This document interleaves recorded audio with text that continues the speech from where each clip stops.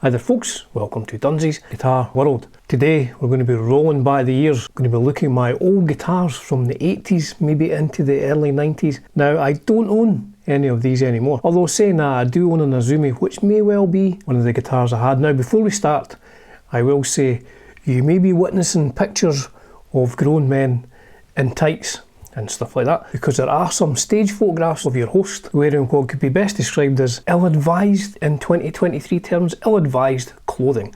I wouldn't walk on stage with them these days. So these pictures are way back from the early 80s and stuff, so it's not the best quality photographs, but I've tried my best to enhance them, tried not to enhance the clothes I'm wearing too much, more kind of the guitars. So they're kind of in order, sort of, tried my best. So without any further ado, let's look at guitar number one. Now, this photograph, that is actually the photograph. I'm not cutting my head off deliberately. This was taken in the back garden of my mum and dad's house, and the person who took the photograph seemed to have just concentrated on my footwear. Look at the footwear, goodness gracious me. An extension lead and my first amp, a Trainer TS50 solid state amplifier, and that guitar was a no-name Japanese natural Strat copy, like a 70s Strat. But this was the first kind of half-decent guitar I got. So that is a no-name Japanese natural Stratocaster. And there's an MXR Distortion Plus on the pavement there. That was my amp setup. I had an MXR Distortion Plus and a Trainer TS50. I think they were both running flat out. It sounded awful. It sounded beyond awful. So that is the Azumi on the left hand side. That's me, I think 83, 84, with an Azumi Victory series. And on the right is the one that I bought about 3 or 4 months back. Might be the same guitar, I'm not entirely sure. But that was the first sort of decent playing, decent sounding guitar that I owned. Look at that moustache, look at what I'm wearing. This will become a theme in this video. Trainer TS50 is still there, but we've upgraded to a BC Rich NJ series Mockingbird. I bought this in Edinburgh. This was a good guitar. This was my first good guitar. Now the hair's longer and I seem to have progressed on to pink spandex. I've got a Kappa t-shirt on and a red sort of scarfy thing. And that is a Washburn Flying V, a Japanese one. Now I borrowed that off my mate Deck. 3 pickups, I think. Can't remember the trem that I had on it. But it was a nice guitar. It was chunky guitar. Trainer TS50 is still there. So the same gig, I've taken the wide jacket off. I don't know if that's a good thing or a bad thing, but yeah, there's some kind of mullety stuff going on there. Again, that's the Washburn V. Don't know what ever happened to that. I think Deck sold it.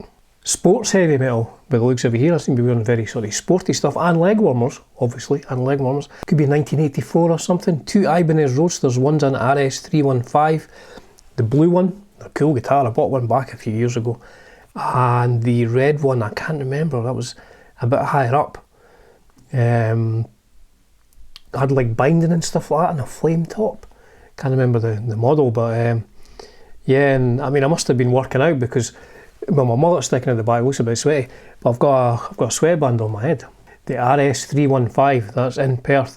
Now by that point I had traded in the TS50 for a Marshall JCM 800 and 2 4x12 cabinets. I was living the dream, living the heavy metal dream right there. This is a picture I posted the other day there. So this was an Ibanez Flying V from I think 82, 83.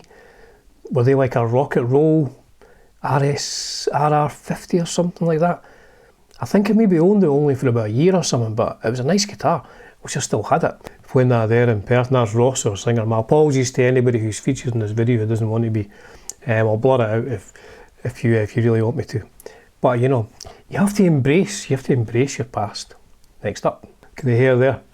That's in my bedroom with mum and dad's. I was clearly a big Motley Crue fan. That guitar is a Washburn RR2V with a Washburn sort of Wonder Bar trem system. Horrible guitar.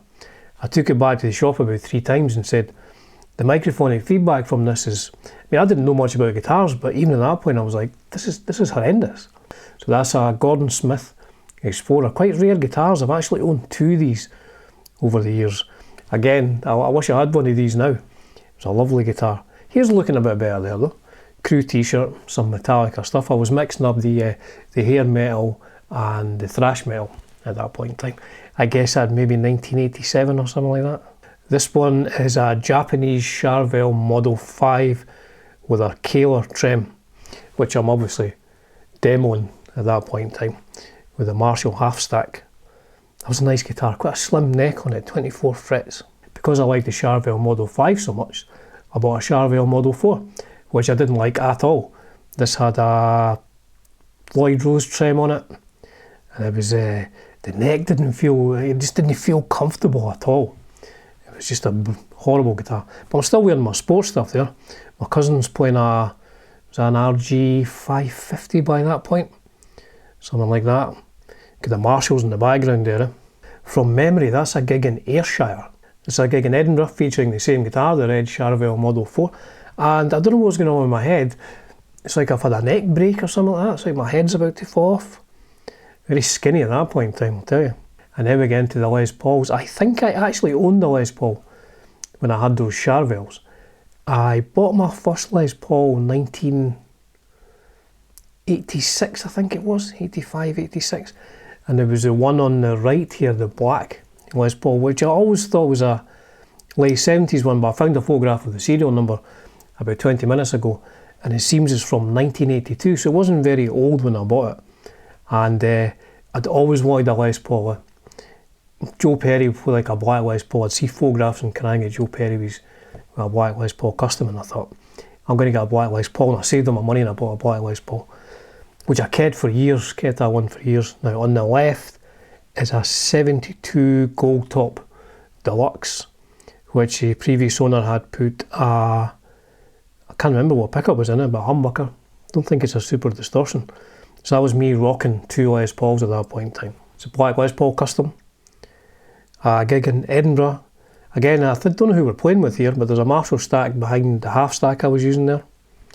Loved that guitar. I thought I'd keep that guitar forever. I thought that was a forever guitar.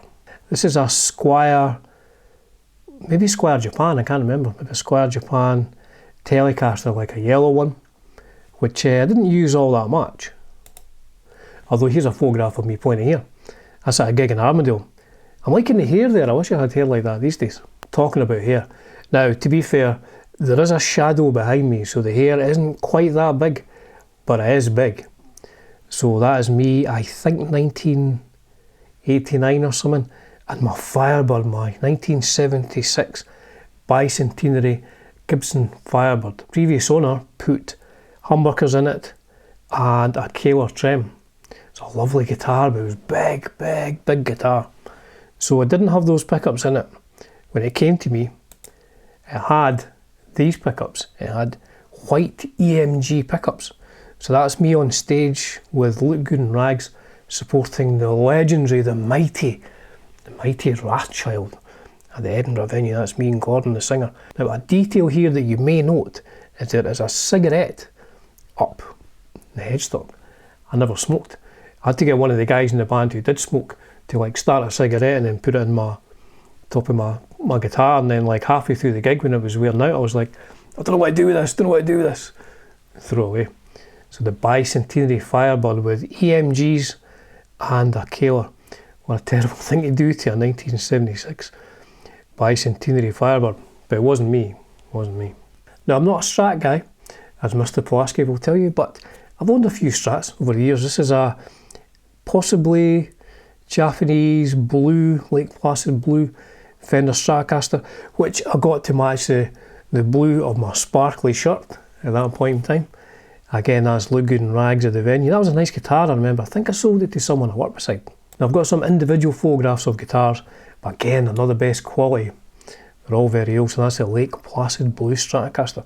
It's like I knew that Bob Mould was going to be using one of these, so I bought one in advance. This is an ESP Telecaster. I think somebody told me this was like a Ronnie Wood signature model. Don't think it is. I don't remember it being a great guitar, but I think it would be pretty expensive these days to buy one of them. To tell you what I did, after a few beers one night, I found like a tiny little hacksaw in the house I was living in, and I thought, I'll just customise this, I'll just cut that bit off the end and make it look like a proper Telecaster headstock. So of course I woke up in the morning with a sore head. It didn't look anything like a proper Telecaster headstock, and I'd completely ruined the value of the guitar. This is a 1972 Gibson SG Deluxe, like the one that I still own, and I got it refinished in cherry, and I seem to have put those EMGs out of the Firebird into it. Found some other photographs. So that's me and my granddad. Look how skinny I am. There's nothing wrong with me. I wasn't ill. That's just how skinny I was. That's probably, I must be about 7 years old or something like that. My granddad was a coal miner, eh? So I don't know if he was quite small so he could get right down the front of the coal mine to get all the coal out and stuff like that. Good guy, my granddad. So the Les Pauls, this is my Joyriders, touring rig. 2 cabinets, looking pretty trashed. JCMA 100 head, my 2 Les Pauls. That's a 79 Tobacco Sunburst custom, and the one you've seen before, the black one, covered in stickers because it was indie, and a Boss ME10 I think it is. Is it an ME5? Can't remember. So I used these at every gig for 4 years with the Joyriders. That's why they're looking a bit beat up. Natural Relicing, you probably pay thousands for that these days, I would think. So I used to like putting my guitars to bed every night, and here's a photograph of them on the bed. So that's the 70s Les Paul custom, the black Les Paul custom. I changed the plastics to white by now, the ESP telly, and I think that's a Tokai. I bought a Tokai which had hardly any white paint left on it, and I took all that off. That was a lovely guitar actually. I think I sold it for about 150 quid when I was, short of cash. And in the front is probably the only guitar out of all these I still own, and only the second acoustic I've ever owned, and I've owned it since 1993. It's a Yamaha LD10E, very nice acoustic. Now at some point, probably in 1996, after the Joyriders, I sold my Marshalls and I moved to an AC30 and a Fender Twin and a Boss DS1 I think that is, and I was playing them. I think I was playing them in stereo. I think I had a stereo chorus pedal or something like that. So I was playing to an AC30 and a Fender Twin. Now the guitars, here's 2 new ones to you.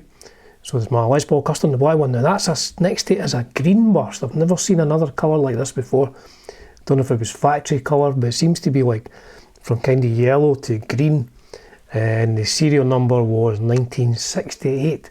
So that's a 68 Fender Telecaster. Cost you a fortune these days for one of them. I think I sold that for about 400 quid or something, again when I was short of cash. Like we all do, when you're running short of funds, you just need to sell stuff. That's what happens. Now next to it, get this, believe this or not, is an original 60s Dan Electro autographed by none other than Jeff Beck. Could you imagine how much that would be worth these days? I bought that from a shop. I didn't meet Jeff, I bought it from a shop with Jeff's autograph on it with kind of an authentication. I must have bought that maybe in 1993 or something. Played horrible, sounded horrible, but I had Jeff Beck's autograph. Again, another one that went to buy some food, to put food on the table for my cats at that point in time. So that seems to be all the guitars I have photographs of from the 80s and into the early 90s. There's other guitars which, it wasn't an era of mobile phones where you would just take a photograph of something and upload it to social media along with a photograph of what you're eating. So there's loads of guitars I don't have photographs of. As ever folks, it's a privilege and a pleasure bringing you content on Dunsy's Guitar World. Cheers for now.